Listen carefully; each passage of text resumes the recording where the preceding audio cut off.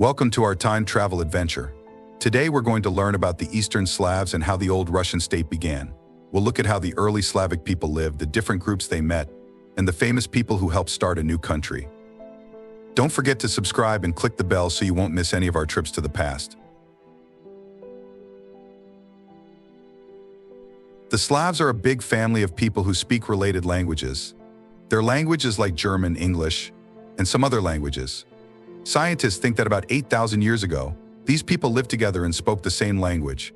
Then they moved and spread out over Europe and Asia. Studying the early days of Rus is hard because there aren't many old writings about it. We have some stories from long ago, written by the people of Rus and others from faraway lands. The most famous story from Rus is the tale of bygone years.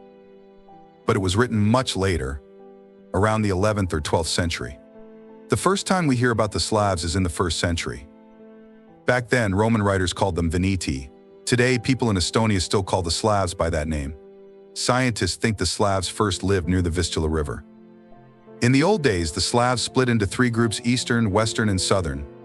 This is written in both foreign and Old Russian stories. For example, the tale of bygone years says the Slavs came from the Danube River to the Dnieper River.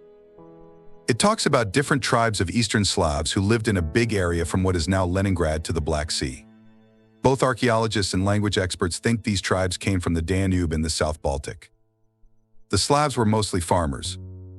They used a special way to farm by cutting down trees and burning them to make the soil better. Then they would farm the land for a few years. They also had animals for extra food. The Slavs lived together in groups and each group took care of its own needs. By the 9th century, the society of the Eastern Slavs was changing. There were different kinds of jobs like craftsmen and traders, and some people became leaders.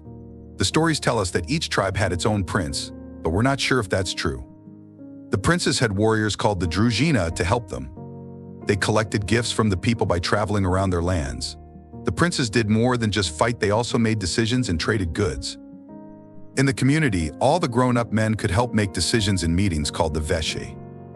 At first, everyone had a say, but later, some tribes might have had families that were always in charge, which changed how the veshe worked. So by the 9th century, the Slavs had a pretty advanced society, almost like a country. In the late 9th century, 2 big trade paths went through the Eastern Slavs' land. These paths were very important for starting a country there. Old writings and coins found by archaeologists tell us about these paths. The first path started at the end of the 8th century. It went from the Baltic Sea to the Arab East. That's why we find Arab coins in places like Sweden, Poland, and the Baltic states. The second path, called the route from the Varangians to the Greeks, started later, around the 9th and 10th centuries. The Rus were traders and fighters who traveled far across seas and rivers. In 860, they attacked Constantinople, the capital of the Byzantine Empire. They didn't take the city, but they took things from around it. Arab stories say that the Rus trading groups even went to Baghdad, and their attacks scared people living near the Caspian Sea. People argue about where the Rus came from. Most think they were first connected to Scandinavia. The word Rus might have meant people who went on trips in boats. When Scandinavians came to Slavic lands, they joined with the local people and married Slavic women. So by the 10th century, Rus didn't just mean Scandinavians anymore. It started to mean the ruling family and their helpers, and their land was called the Russian land. This name helped make the country of the Eastern Slavs, also called Rus. The people and countries next to the Eastern Slavs' land also helped shape the old Russian state. In the north, there were Scandinavians and Finnic tribes. In the east, there was the state of the Volga Bulgars. The Khazar Khaganate was in the lower Volga area, and it controlled some of the southern East Slavic tribes. In the west, the Eastern Slavs were next to Western Slavic tribes like the Polish and Czech. The Hungarians were their western neighbors from the end of the 9th century. In the Black Sea steppes, different nomadic peoples came and went. The Pechenegs were a threat to traders on the route from the Varangians to the Greeks. The Bulgars were on the Danube, and the Byzantine Empire was further south. The tale of bygone years has a story about Varangian princes, like Rurik and his brothers, being asked to rule in Novgorod around 862. This might be true because there were Scandinavian settlements there. Rurik and his group were supposed to keep peace and make decisions. People used to argue about this story, but it's not a big deal now. The country that started in the 9th century on the Eastern Slavs' land is called Old Rus. Before, it was called Kievan Rus, but the old writers just called it the Russian land. The stories about the first princes, like Rurik, Oleg, and Igor, are a mix of legends and some facts. They fought to control the Eastern Slavic tribes and went to war against Byzantium. The heart of their new country was their group of fighters and traders who wanted to trade freely on the Dnieper and Volga rivers. In 882, Oleg took over Kiev and made it the capital because it was a key spot on the Dnieper River. In 911, Prince Oleg fought against Constantinople and signed a good peace deal that let the Rus trade without paying extra. Igor tried to do the same, but he wasn't as lucky.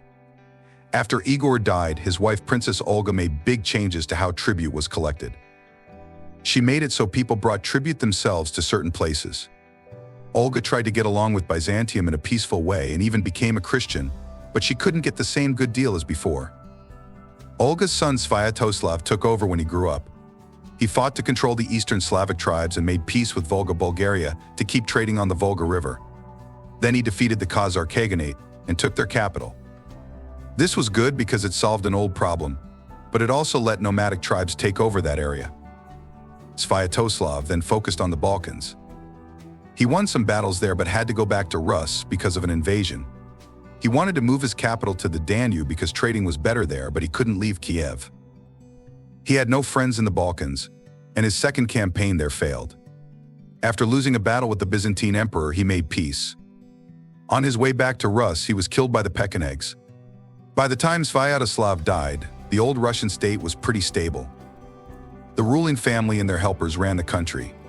The tale of bygone years talks about a few main princes, but there were actually more, and they had a system of who was in charge. Olga's changes to the tribute system helped organize how the ruling family and their helpers dealt with the local tribal princes.